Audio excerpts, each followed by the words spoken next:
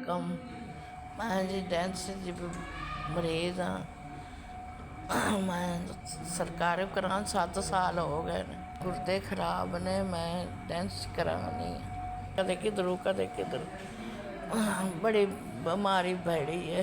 इतने पुत्र काड़े आए हैं तो इतों करांदी पई तो उन्हें जवाब दिता है तो इतने होंगे पे मेरा कोई अल्लाह का बंदा पैसे भर दे, बड़ी वाश करा लवा, बड़ी तबीयत खराब है, होंगे नहीं पे साह बड़ा औखा आंदा पे। डेंस दी मरीज हाँ तो अज 5वां दिन है, मेरे गुर्दे वाश नहीं होए तो मैं साह बड़ा औखा लैनी। मेरे को किराए के पैसे भी नहीं है तो मैं नहीं करा सकती। मैं कोई अल्लाह का बंदा नेक करा दे तो बड़ी मेहर, हुण मेरी बड़ी मजबूरी है।